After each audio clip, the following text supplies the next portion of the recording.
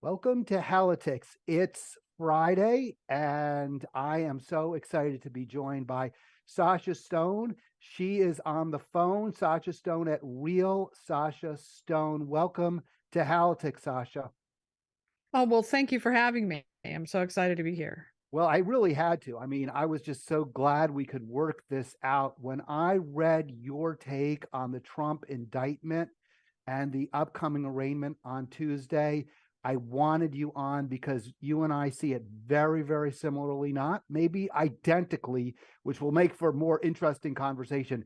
But I haven't read a take that so closely mirrors my own as yours. I wanted you to discuss it. You can see on your screen the cover, right? This is from your piece on Substack, Sasha Stone, Free Thinking Through the Fourth Turning with Sasha Stone. Sasha, why did you feel the need to write this? Well, when I first heard the news, I was just so angry. And I usually, when I write my Substack pieces, it takes me a really long time, days of talking into the microphone and writing and rewriting and cutting. And I've got thousands of words before I get something that I really like. But I thought, I need to write just something about this now. What do I think about it?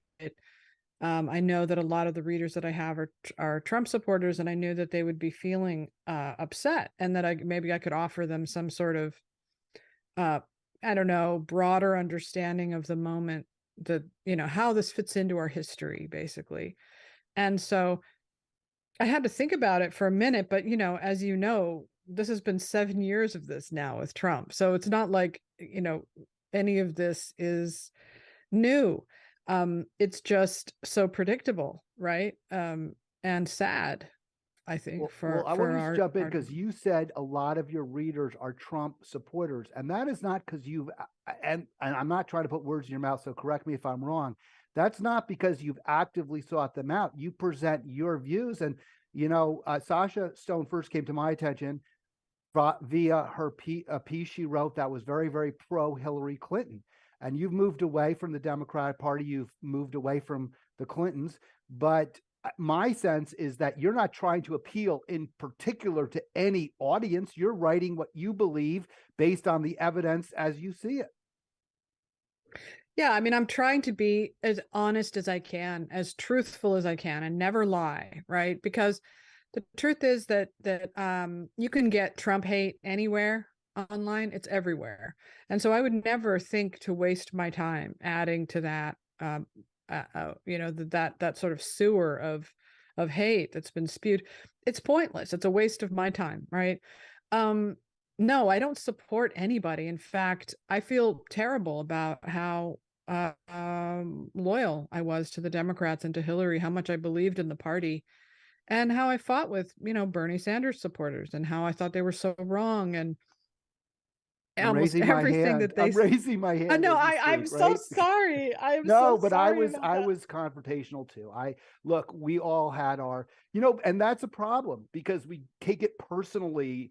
And I think, and you can get into this a little more, Sasha, and we see it so much with the Trump derangement syndrome that rather than assume good faith in the other, I had the same conversation yesterday with my guest. Rather than assume good faith in the other, we think there's nefarious reasons behind their view. They're Putin Yeah. puppets, or they're chumps of Fox News, whatever it is. We can't, or on the right, correct? I mean, they'll you buy into these science liars and whatever about climate crisis. So we can't seem to listen to and be willing to hear what the other says in good faith and perhaps even be persuaded by them. Absolutely. And I think that I'm most upset with myself for not understanding what the Bernie side represented at the time. I thought this is just a sabotage that's trying to stop the Democrats, and we need to get in because of climate change. That was my sort of simplistic view of politics. Like, anything is worth it because we're saving the Great Barrier Reef is worth it, as horrible and dirty as it gets, saving these animals, these land mammals, saving the environment, it's all worth it. I didn't get to like Trump is Hitler or anything like that. but I bought into the Putin thing. I bought into Russiagate. I read every single book on Putin. It's so embarrassing now, but that I had such certainty, but the Bernie thing, they were offering a challenge, a populist challenge to the establishment. I just didn't get it at the time. I didn't get it. I didn't Trump is the understand. same, right? Trump was also and still does to a degree offer that populist challenge, which I think is your point, and why he is so reviled, why the Washington establishment, the media, and so many Democrats who put their faith in the Democratic Party, put their faith in people like AOC, who consistently betray them, and then rather than acknowledge that, they have to blame the other side. They have to blame the other, Trump and his supporters. And Trump is perfect. Like, look at what Trump has got them. It's got them to completely silence and shut down the Occupy Wall Street and Bernie and any of the stuff coming from the left to challenge the administrative state. You don't see that at all. You don't see journalists in the mainstream, people, who used to be sort of on that side. They've all aligned behind this fight against Trump, to shut him down, to end that last pot. And they don't realize that they're just middlemen. They're just in the middle of the administrative state preserving its power and its influence. And so they needed to be taken out of the way. So they were, but they really needed Trump to do that, because without Trump, then you might have this movement, this Bernie Sanders movement, still on fire and still wanting to fight. But Trump scared them so much that they shut it down, like, and they aligned behind Biden and the Democrats to form this bizarre sort of, I've never seen anything like it in my life. This kind of uniform army that polices speech and thought and all thinks the same way and speaks the same way, and nobody dares to dissent. I'm going to cut you off a little bit, Sasha, because I really want to get into your article, but I will 100% on what you're saying, and hopefully we can do this again and get into some of those other issues from your piece. And I did highlight in yellow what you wrote. This is, I think, the beginning. They're apparently charging Trump with 34 counts. I think I maybe cut out a paragraph. I'm trying to obviously expedite and focus on what jumped at me from your column. The Trump hunters celebrate not with a bang but a whimper. But what I wanted to start with is when you describe this dynamic, this law, this charge, this law case, whatever you want to call it, this prosecution as limp and procedural, I think that just is so correct, so nails it.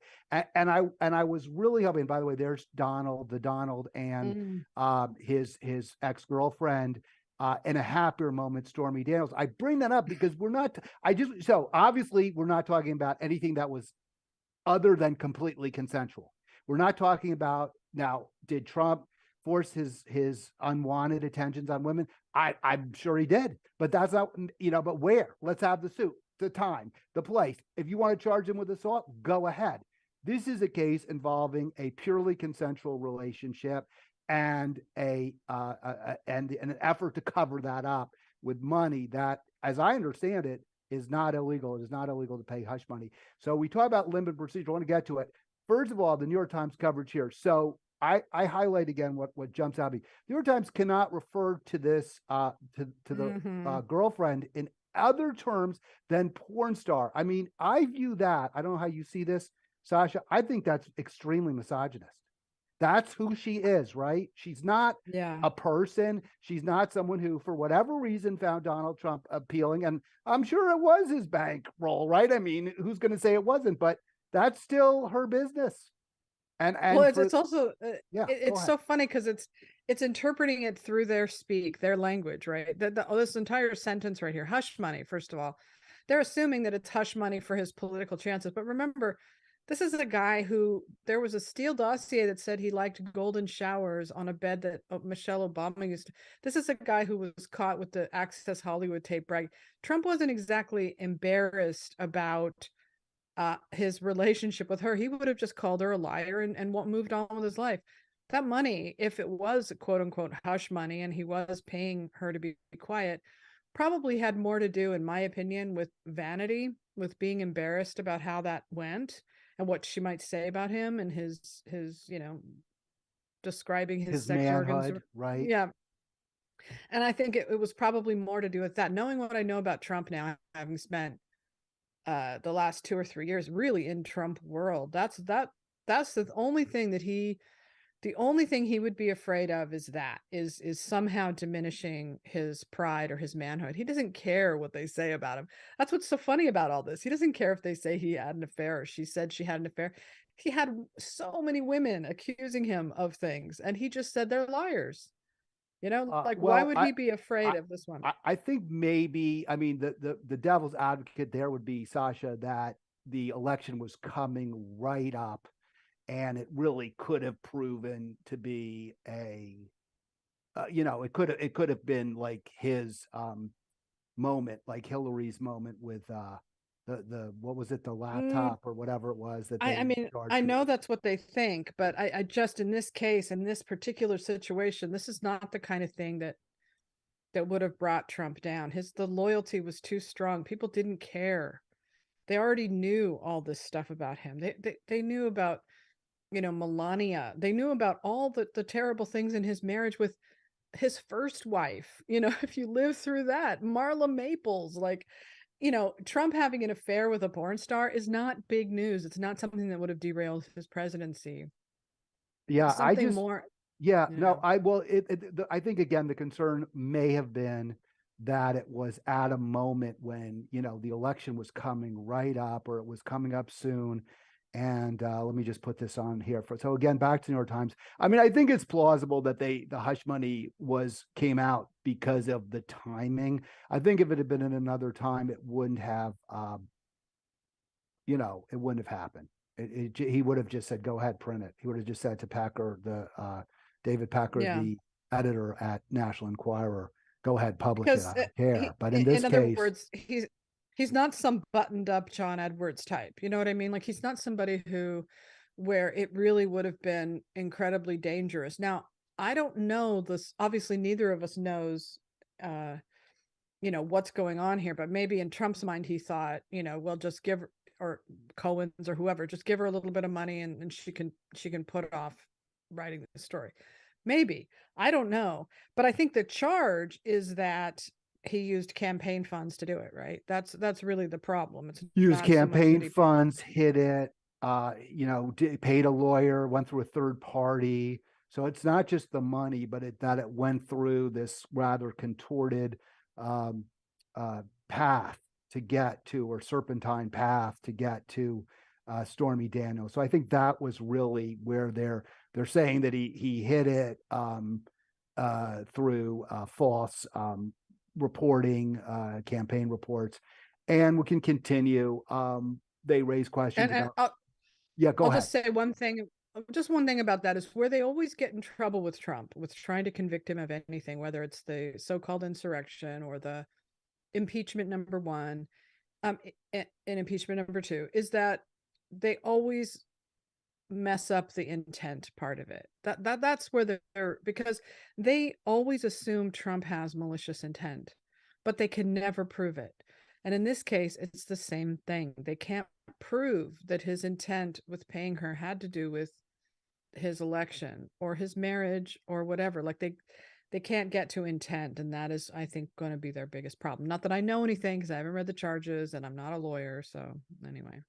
Sasha Stone with me on Halitics. Please subscribe. You see the subscribe button in the bottom right of your screen. So we definitely want to get this video out to as many people as possible. And it's interesting because I am a person who has to be constantly taking on whoever I'm talking to or talking with. And, my audience has always been, and I was on for many years, Sasha, in Monterey, very progressive. And I'm very progressive on policy. I'm extraordinarily progressive. I welcome any dialogue, debate, argument about Trump's policies, some of which, by the way, were not regressive. Some of them were good, such as, I believe, the tariffs, bringing jobs back. He didn't start a new war, unlike other recent presidents. We did not have a torture scandal. I don't know whether we've been torturing people the way we did under UW or droning American citizens. A lot of that has been kept from us by compliant media, but it's hard for me to see his record in office as worse or even as bad as those of other recent presidents. But I would love to have the discussion. If we could discuss it, that would be awesome. But instead, we are always falling into this P-tape stuff and whatever have you. Much of it, Yeah. most of which is ultimately debunked. But here you can see they go into this contorted and, as you say correctly, limp and flaccid discussion. I was saying to myself and to my wife the other day, I hope if they charge him, it's really easy to understand. I hope it is not some complicated, convoluted chain of events. And when you hear there are 34 counts, you're like, oh, well, maybe this is like he didn't pay his, because there's, very credible stories that Trump would stiff his creditors. He wouldn't pay the construction companies that built his hotels. So go ahead, charge him for that. Charge him if you have with some kind of a bribe arising out of his hotels. But for this, Yeah. I mean, I assume that if you don't charge somebody with something, you don't have the goods, you don't have the evidence. If the best you can do, and you make this point too, is this bizarre campaign finance violation, which I think is seriously less. And by the way, again, on the screen, the best they can get, Sasha, is a low-level felony. They've never brought these charges before. And this is from the New York Times, which is bending over backwards to justify this prosecution. Low level. It's very low level. I think that Glenn Greenwald made the point that they're probably kind of disappointed and dispirited about this. Apparently, Alvin Bragg didn't want to bring this case against Trump, and he had two different people that work for him resign because of it, because he thought it was too weak after the feds decided they didn't think it was strong enough either. And so now they're stuck with this unless they have something. They seem to be insinuating, playing the suspense game, that they have something more than what we all know. And as you say, if that's the case, then, but we've been watching this now for 7 years, and it's always the same story, always the same story. There's supposedly this shadow Trump that has done all these terrible crimes that, they're just waiting to have them uncovered. But this is a person who has been investigated, persecuted, mocked, followed, tracked, every single thing. Look, this is a guy who just recently was having dinner at his house with Nick Fuentes, right? Like, that was supposed to prove that he was this white supremacist that they keep saying he is. Trump came out and said, I didn't know who this guy was, right? Like, Kanye brought him along, and he's this white supremacist, right? And so Trump survived that. Look, if you have enough charisma like Trump does, I'm sorry to have to say to the Democrats, you got to have charisma in politics. You're going to survive these little things. You're going to, unless there's some really big thing that they can find on him. What they're doing is they're subverting democracy. They're trying to tell the American people that it doesn't matter who you vote for. We're going to decide, just like they did with Bernie, we're going to decide who the right people are that you should vote for. We don't want to, you're not allowed to vote for a guy like Trump, or Bernie. You're not allowed to vote for people that we don't think are, in line with our ideologies, and will make our country. With Bernie, the argument was he was a socialist, and that would mean Trump would win. And you know what? The bottom line is it doesn't matter, because people should vote for who they want to vote for, regardless of the strategy of the Democratic Party. Trump did win. Yeah, He exactly. beat the woman whose image I just put on the screen. And you mentioned the feds. The feds, as far as I know, correct me if I'm wrong, Sasha, and Sasha Stone with us at Real Sasha Stone is her Twitter handle. You can find her column on Substack. I put the link in the description of this video. Don't forget, like and subscribe. The FEC did find the Clinton campaign for exactly what the prosecution in New York City claims Trump did. They didn't report the campaign funding that was used to purchase the bogus Steele dossier, which caused far was, I mean, that was the real threat to our democracy, right? Lying about complete fabrication about a presidential candidate who ultimately proved to be president.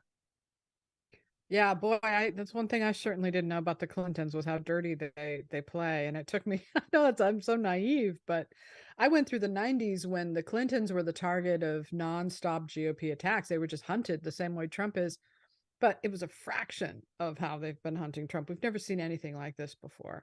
We've never seen a political candidate with an entire alignment of administrative, corporate, cultural, and political power trying to bring this one candidate down and throwing everything at the wall.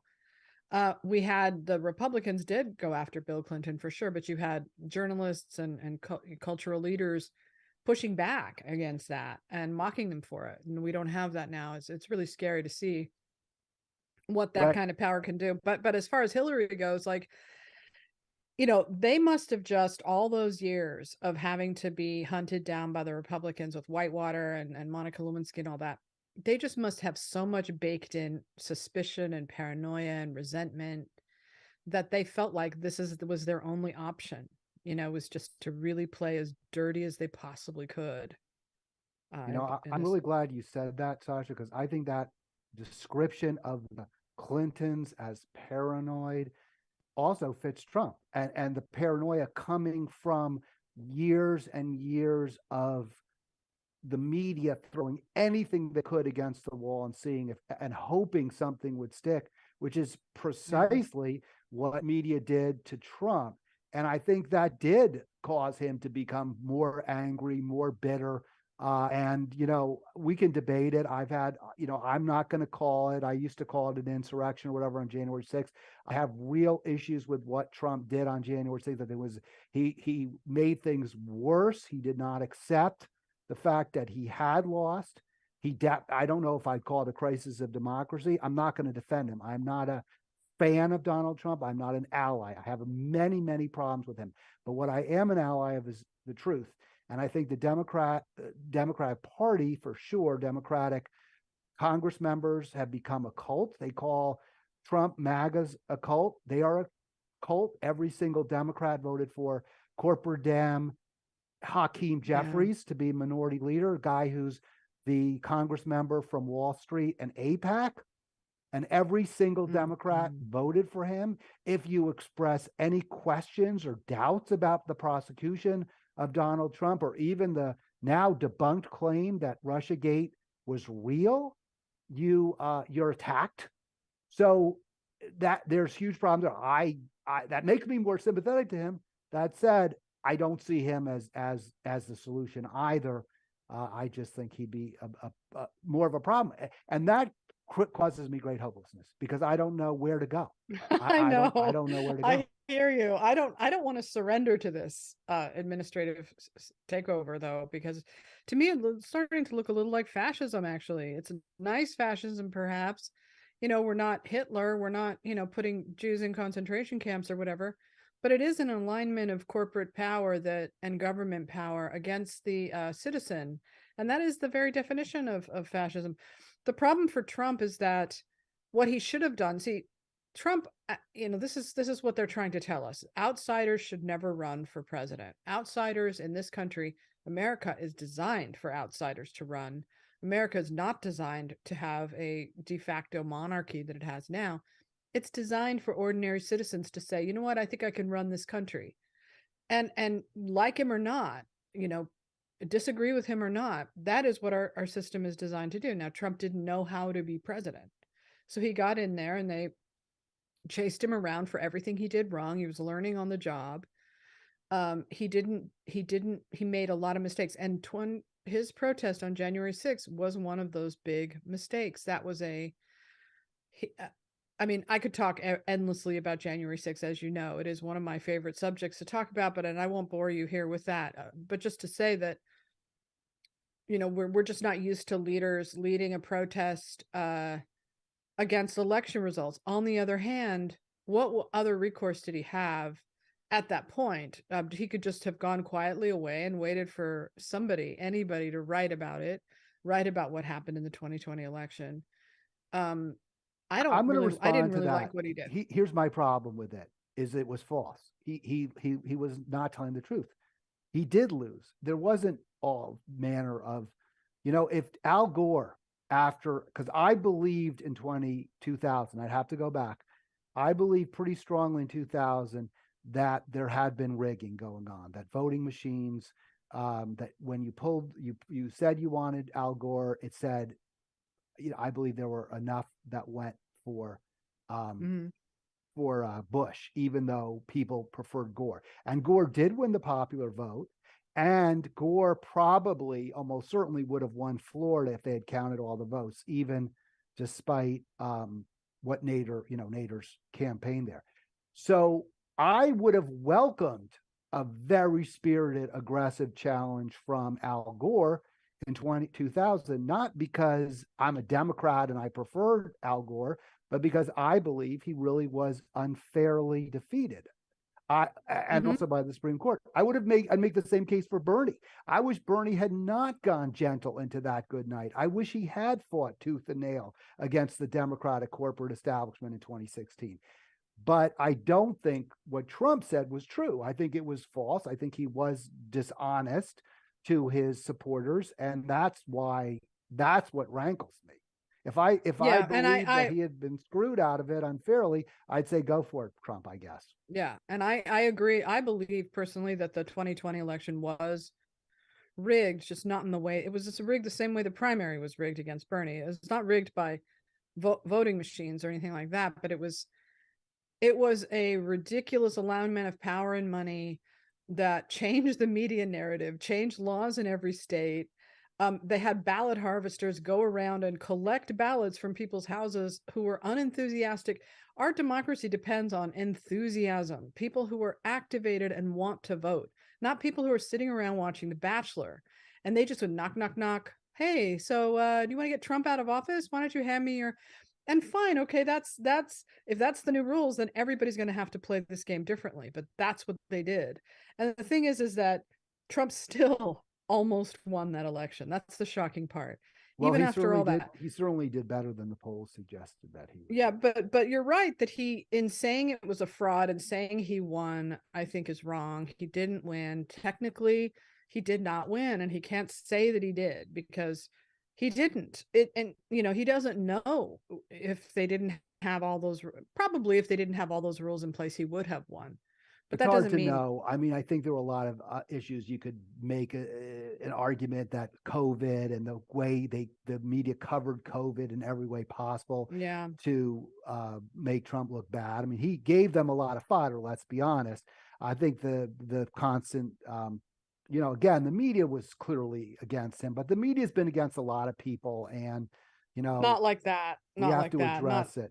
We have to deal with that. All right, let's get into this. And we only have so much time, and I don't want to focus too much on. Sorry. I want to talk about it. No, don't be sorry. Great to have Sasha Stone on at Real Sasha Stone. You're watching Halitics. You want to call in, go ahead, 240-363-7190. We're live as I speak. You'll see it says live in your YouTube screen if you're watching live. If it's a repeat, it won't say live, so then don't call. But if you call now, I will take you and take your call and have Sasha entertain your question as well. So I was very much struck by the phrase unhinged ecstasy. This is how so many have reacted. I think that's to me a real threat to our democracy, that reaction, Sasha. I know. Why wasn't it, if it was this first, moment, it just really tells you everything about who they are and what they've wanted, and that they needed that release, and they felt addicted and chained to Trump, and they had to have that one thing, that money shot. They had to have that, they had to have the release of this 7-year-long odyssey. People like Keith Olbermann, this is all they've wanted. I know people personally who feel this way. They just feel like if they could just get the indictment, if they could just get it, then it would be okay. Everything would be okay, that they would have been fighting, their time wouldn't have been wasted, that they finally would have got their man and brought him down. And they really do live in this delusion. So it was weird, I thought, to watch them celebrating everywhere on the internet. But it did remind me of the 2020 election when he lost and they were all dancing in the street too. Well, I think my, here's a couple of examples of unhinged ecstasy from my Facebook page. We're going to get to John in just a second. I asked for calls. We do have John in Monterey, California, calling Monterey County, California. We'll get to him in 1 second, Sasha. I just want to show these real quick. So there's a post of an Andy Borowitz Facebook. I don't know what the heck you call that, a meme, no offense, but the best porn ever. And then, and I whited out the people who posted. I don't want to humiliate or embarrass him, but I was really taken by this post. I want the FBI to kick his door in while he's on the toilet, frog walk in with his underoos. And you can look at that, 85 hearts, 85 hearts, laughs, lots of comments. This is not, I believe, from a particularly, super popular celebrity page, right? So this is like record numbers of likes. That's the unhinged ecstasy you're talking about. And to me, even if you believe this is absolutely correct, even if you believe this is the right move by the Justice Department or by, the U.S. Attorney in Manhattan, my response is it's nothing to be happy about that we have a president. If you believe, and Trump did a lot of bad things. If you want, it's something to be sad that we're indicting former presidents. Not that we shouldn't do it if they commit crimes. Yes, I think George W. Bush should have been prosecuted for war crimes by the U.S. government. He tortured people. I think Barack Obama probably should have been charged for violating the civil rights of the people that he droned without any due process, killing American citizens and others abroad who are innocent of anything in an undeclared war. So yes, those people should be prosecuted. You want to prosecute Trump for violating the emoluments clause, for taking bribes? If you have the goods, go for it. I would be okay with it. I wouldn't be happy about it. I wouldn't be, posting laugh emojis. But it's a time for sorrow, right? For disappointment, for angst, not for rubbing your fingers together and cackling. Absolutely. If your humanity is intact, and yours is, which is amazing to me because it's so hard to find on the left. And you give me hope that people on the left aren't all monsters. But I left the Democratic Party because of this dehumanization, because I thought at the time I was such a Hillary blue check, man. I was fighting alongside them. I was so into it. I would have written something like this or applauded it. But I realized I got to chill because I thought, I'm part of a group dehumanizing another group. And that's really dangerous. And, we've been here before as a culture, and they always find ways to justify it. Like in our culture now, they say, oh, they're just a bunch of racist white guys, so we can dehumanize them. Well, it's not true, first of all. But secondly, really? Like, that's where we are? How many times in history have they thought the same thing about different groups of people for different reasons? It was still wrong. And it made me leave. I couldn't take it. That exact thing right there, what you just showed me, that sadistic glee, that lack of humanity. That's the thing that I couldn't stomach anymore. And I still can't. I feel like. Let's go to John in. Is this John? I don't know. Is this the John I know, or is this the John I don't know? You're on Halitics, by the way, John. Yeah, it's the John you know. I think it's a different John. Go ahead, John. It's great to talk to you. Well, I may be, but you're not the John I thought you were. The John I thought you were is in, I think, Seaside or Marina, and you're in Salinas. It is. I'm in Seaside. Oh, now I hear your voice. This is the John who argues with you all the time on Facebook. Yes. Hey, John. Good. Thank you for joining us, and good morning in sunny California. Of course, I'm on the East Coast, so it's afternoon here. We had a little time confusion. I'm just glad we got Sasha on. That was what mattered to me. Go ahead, John. Okay. Yeah, I wanted to hear your point of view on something and then make a comment on something else, too. But in 2020, the primary, Super Tuesday, the weeks leading up to that, there were a lot of opinion polls on who was going to win, and Bernie was just, he was doing really well in those polls consistently, time and time again. Got to the point where the 3 weeks prior to it, he was polling like double digits ahead of Biden in California and I believe in Texas and somewhere else, 3 big states. It was looking like he was going to win. And then all of a sudden, the Monday, the day before Super Tuesday, some pollster that I hadn't seen before, and you would have to go back and look at your New York Times archives to get the name of the pollster, but I hadn't seen their name before. They dump a bunch of numbers completely inconsistent with what I was reading in the week leading up to the primary. And then on the day of the primary, you get exit polls in these 3 states that are off by like 8%. That's a big number. It's significant. I'm not a statistician. I can't, comment as far as what warrants doing the election over, but that's a really big number. And I just want to get your opinion on what happened there, because you can go look this up and verify it if you have a skip to New York Times.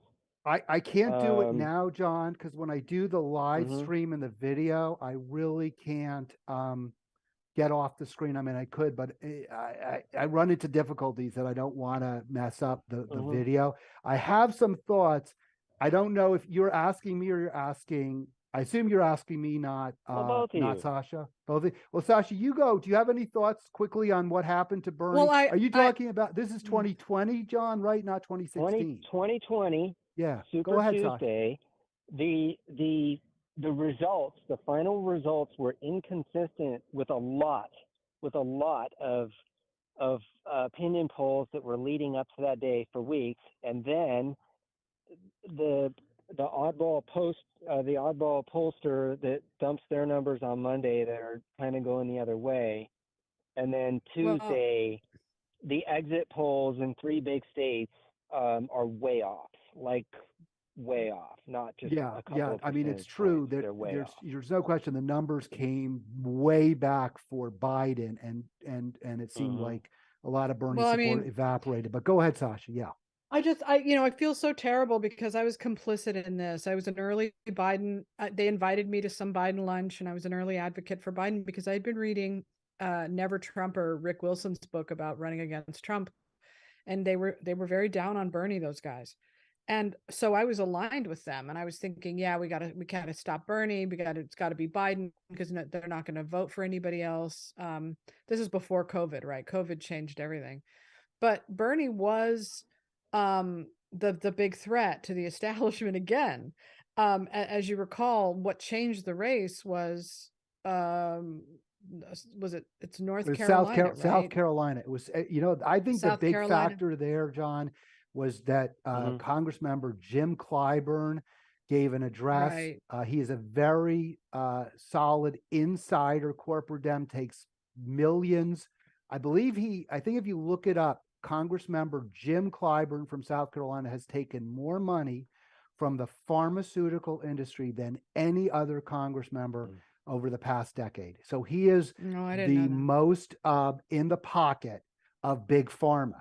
And they absolutely, of course, revile Bernie because he supports Medicare for all. And also it's interesting, John, and I appreciate that you didn't go into a big argument about Trump, but we can get there. I'm not going to kick you off because I put out. I'm not going to mention Trump today. That's cool. Something else I want to talk about. We'll get to that. I thought that was going to be number 2. But just real quick about the pharma. Big Pharma gave much more money to Democrats than Republicans in that election cycle.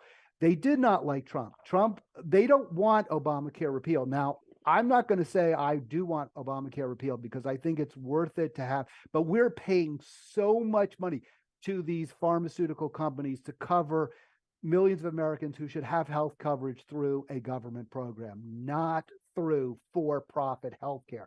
That makes more money for the pharmaceutical companies. Also, the pharmaceutical companies want Democrats because they'll expand Medicaid. I think we should expand Medicaid, but again, that puts more profits in the pockets of the owners and top management at these corporations. And that's why they're supporting Democrats. It was Jim Clyburn. He turned around South Carolina completely. And by the way, now I'm clicking my fingers here. Sanders did win Texas, barely. He had run up huge numbers. He probably had a 10, 15% lead in the early voting.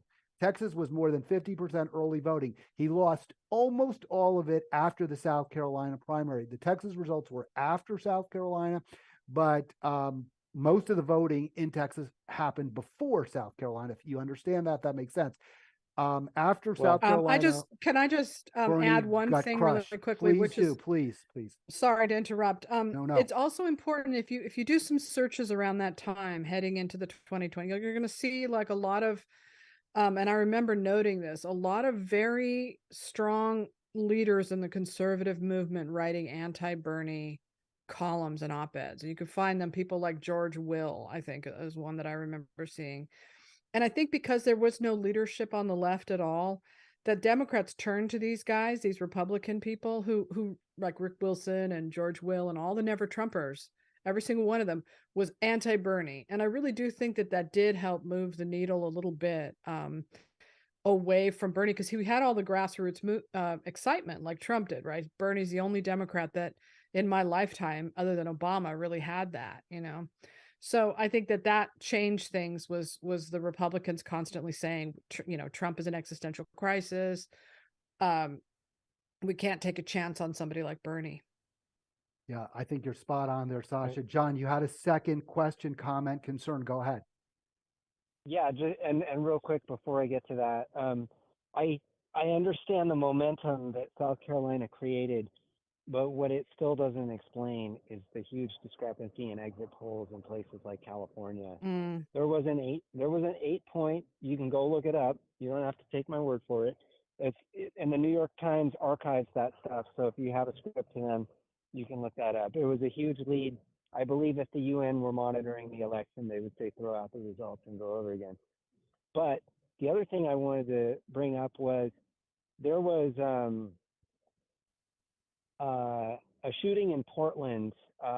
Some guy who identified with Antifa shot. I don't know, it was a Proud Boy or some group that was affiliated with them.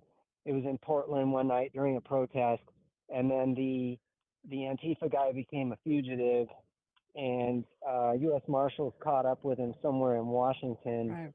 And it sounded like the guy was murdered by U.S. Like, you know, kind of like in a retaliation type of gang killing, because a lot of witnesses that were there gave accounts of what happened, and it wasn't really consistent with what the U.S. Marshals were saying. And it sounded like they just rolled up on him and gunned him down on the street. And I feel like that guy deserved a trial, but I don't hear anything about this ever. And and I know law enforcement officers, you know, in this country somewhere today, there's probably one illegally killing somebody, and so maybe we're just numb to it. But that one was big. It got a lot of national attention. I know I said I wouldn't bring up Trump, but he called it retribution. That's what he had to say about that guy getting killed in Washington. And I just wanted to know if either of you two had been following that or knew anything about it or had an opinion about it. I don't remember Sasha. that. Was this during the protests in the summer, or was this before that? Yeah, it was a few years ago during the pandemic, a night after there were some big, you know, protests with some violent clashes. Right. Okay. In Portland, a lot of Proud Boys showed up, and anyhow, a couple of guys were walking down the street. There's actually video of it. You can watch the shooting. Some guy says, "Here's one of them." And then you hear another guy go, "Right here?" "Yep." And then he just guns him down. He just shoots him. And then he takes off running. And but I think that was a Trump supporter that wasn't that a Trump supporter that got shot when they found? Exactly. Yeah. He got shot. And then the guy took off. The guy who took off became a fugitive. And he I got you. Retribution. Killed by U.S. Okay. Marshals. God, you know, I never heard that story. I never heard that. That's wild. It's pretty wild. Yeah. And the what I heard about what the witnesses who were around the U.S. Marshal shooting of the fugitive, they were saying something like nobody yelled anything. You heard a car stop, a brake Oh, screech, and then right. shooting Now I began. remember it. Yeah. And Now I he remember was that. he did he had like a candy bar in his hand or something like that, or um, it just they killed him, and nobody was ever there was never an investigation or nobody was ever held Mm-mm. accountable. And to me, it looked like a gang killing. It looked like these guys were a little bit angry that they had killed a Proud Boy, and they decided that this fugitive doesn't get a trial. He gets an execution on the street. Oh, that's horrible. That whole thing should have been investigated. There's so many cases like that in the summer of protests where these things happened, and unless the media pays attention to them, they just were memory hold. Like nobody talks about them. That particular thing, that shooting of that guy, the other shooting of the Trump supporter, all of that should have been investigated. It should have been a big story. And it wasn't. It was just such a chaotic summer. I think that's partly why. It really did feel like Armageddon, I thought, to me. I mean, we were all just sort of like, kind of going through this haze, this fugue state, not really understanding. But you're right. And there should be an investigation now. There should be an investigative report on that. Where are the journalists, that would have looked into Absolutely. something like that? We just don't have Or them anymore. They're federal, they're always so, fed, aligned with the state now. Hey, John, and thanks the so and much. the I'm gonna real oh, quick then I'll let you, okay. and then I gotta let you go. But you Oh have a yeah, final real point. quick Go ahead. comment. Just the federal agents that were scooping people up and bringing them back and making them kneel on the concrete floor for hours before releasing them. That was all going on in Portland. I think that the police will do whatever they think an administration will let them get away with, that our Justice Department will get away with. Yeah. All right, that's I think, very true. I want to thank you, John, for that call very much indeed. I think he just left, which I appreciate. What he said there, Sasha, comment on, please, that the police will go as far as they are allowed to go. It's so much of it I just don't understand, especially where Portland was concerned. Like, I think he makes a good point. It's something that I certainly never considered, that they were mad at him for shooting that Trump supporter guy just point blank. And it was, as Trump called it, retribution, whatever. Like, I would love to know if that's true, because I find it fascinating. I have a vague recollection of some guy in a car being hunted down and shot after that. But in general, if the law enforcement thinks you have a gun, they're probably going to shoot you.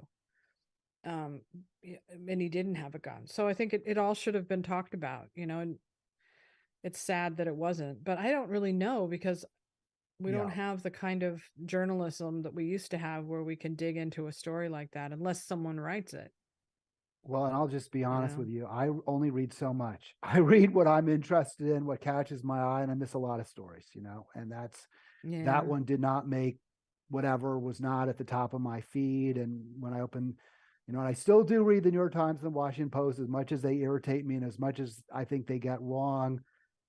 Factually, they're usually pretty accurate. I say the same for your, I think you're in LA, if that's right, you're LA based. Um, Yeah. so we got just a minute or two left, but I want to share this. And I do want to thank Sasha Stone so much. I want to thank John for calling in. Sasha Stone, well, what do we want to call you? You're a journalist. How do you define yourself? I don't know. Who knows? I just have this. You could call me a Substacker, I guess. It's sashastone.substack.com. I That's didn't where you put can your find my writing. Substack up. I was going to, again, it's in the description of the video. sashastone.substack.com, if that's right. Yeah. It's there. You can also Yeah. just Google what have you. And yeah, I mean, if you want to share, my understanding is you were in the film industry, or maybe you still are. I do run an Oscars site, awardsdaily.com, which I've been running for about 22 years. It's how I make a living. I didn't really get into politics until 2015 with the Hillary thing, and I sort of threw myself into it in a way that I didn't really plan or predict. And I'm coming, I like talking to that guy John and to you, because I'm learning things that I didn't know before. I was just always such a vote blue no matter who type, and I didn't really think about stuff very much. And so I appreciate it when someone explains it to me. I don't like it when people attack me or try to humiliate me or belittle me. I prefer just like, a good conversation with someone. I will listen.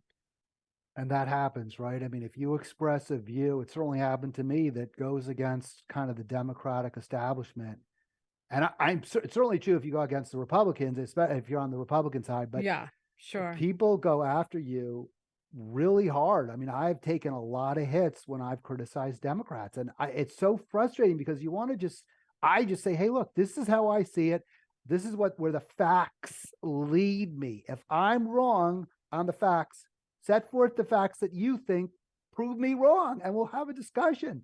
But if you insult me or call me a racist or whatever because I don't agree with Obama on something, or I'm a sexist because I don't agree with Clinton, no, that's not how we move forward. That's how we stay where we are in a rut, in a very bad rut. Absolutely agree. All right, I want you to comment on the last line there, or the last sentence. It's not the last line, because this is one other, and again, very, very impressed with your writing, Sasha Stone. And that I hope that doesn't sound as condescending to you as it sounded to me as I said it. Like, who am I to be impressed, right? Are you kidding? I'll take it. It's so Right. nice That's to hear how I someone... am too, right? Anyone says anything good about my Anyone writing, I'm says like, anything. Exactly. but this when is you're so hated. correct. It's somber and serious. It is not a day for, guffaws. And that's how you know it's bullshit. Am I allowed to say that? Yeah, In my opinion, it's cool that you did. I like that. I never curse myself, so I used to do radio, so I never curse.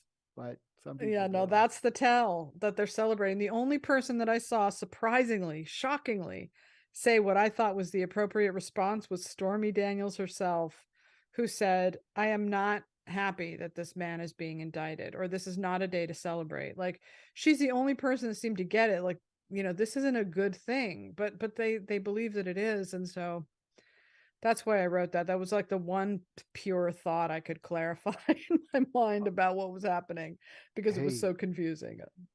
Hey, sorry to cut you off there. I wasn't sure if you were paused, but thank you, Sasha Stone, so much. We got to have you back again soon. That's going to do it for this week's Halitics. I will be back Tuesday. No program, no live stream Monday. I'll be back Tuesday. We'll talk a little Marianne Williamson, I hope, on Tuesday, and have a great afternoon, or still end of your morning. You got about 8 more minutes if you're on the left coast. Thanks again.